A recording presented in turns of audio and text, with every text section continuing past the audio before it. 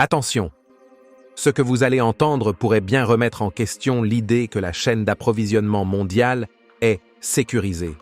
Parce que dans l'ombre, une crise est en train de se régler. Et elle tourne autour de puces électroniques.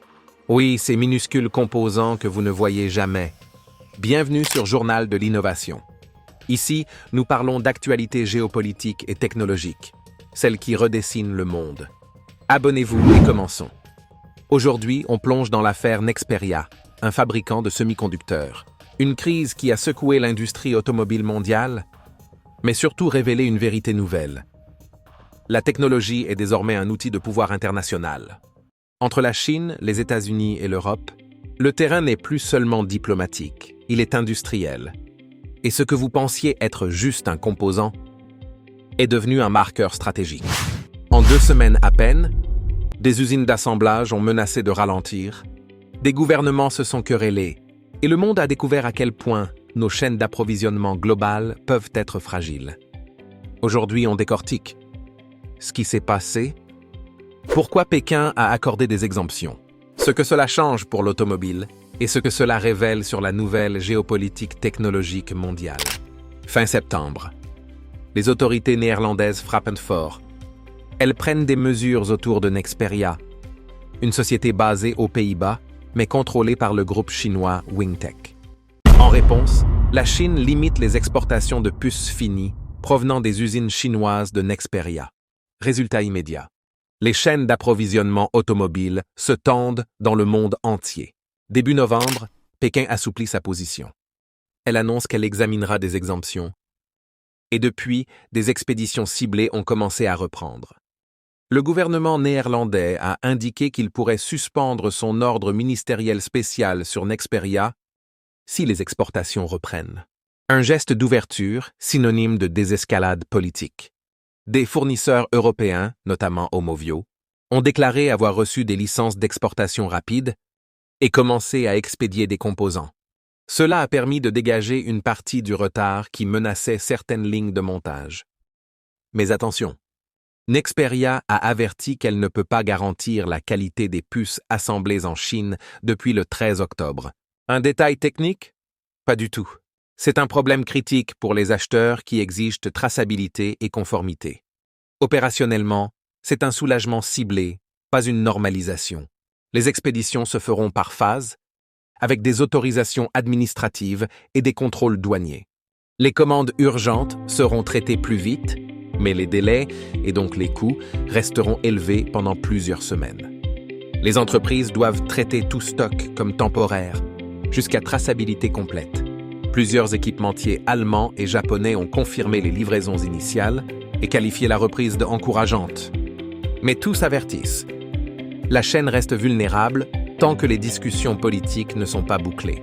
En clair, on respire, mais on ne range pas encore les masques. Cette crise n'est pas qu'un problème logistique. C'est une nouvelle réalité stratégique.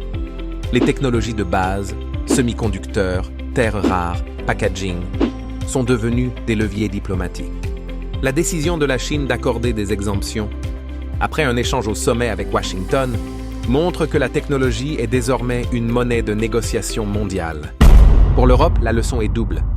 Premièrement, la dépendance à des capacités de finition en Chine crée un point de vulnérabilité, même si le siège de l'entreprise est européen. Deuxièmement, les gouvernements occidentaux peuvent se retrouver piégés, devant choisir entre sécurité économique, souveraineté industrielle et équilibre géopolitique. À court terme, l'automobile et l'électronique grand public sont les plus exposés. Les constructeurs priorisent les lignes critiques, ajustent leur production et accélèrent la qualification de fournisseurs alternatifs.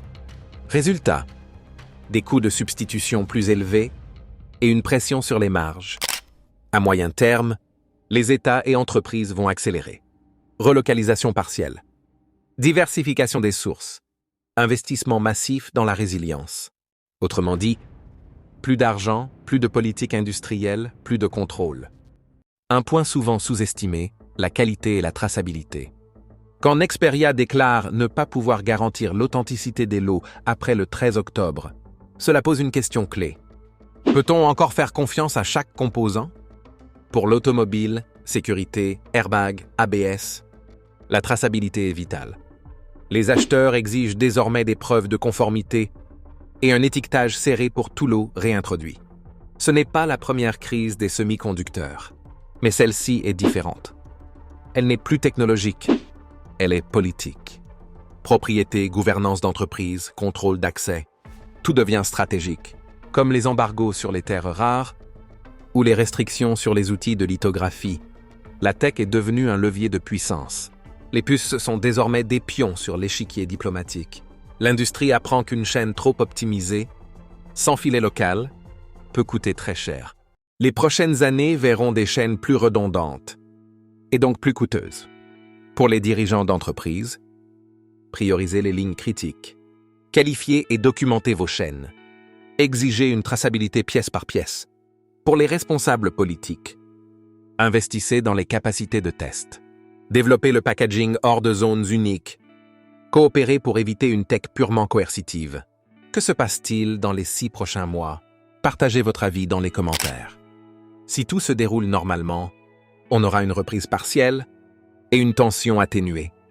Mais si la gouvernance reste fragile et que Pékin et l'Europe continuent de s'affronter, on peut retomber dans une zone d'incertitude. Souvenez-vous, les petites pièces, les puces, mènent parfois aux grandes ruptures. Dans le monde d'après, ce ne sera plus tech contre non-tech, mais qui contrôle la tech, contrôle l'économie. Alors abonnez-vous, gardez l'œil ouvert. Merci d'avoir regardé la vidéo. N'oubliez pas de liker, de partager, et à bientôt pour une nouvelle analyse du Journal de l'innovation.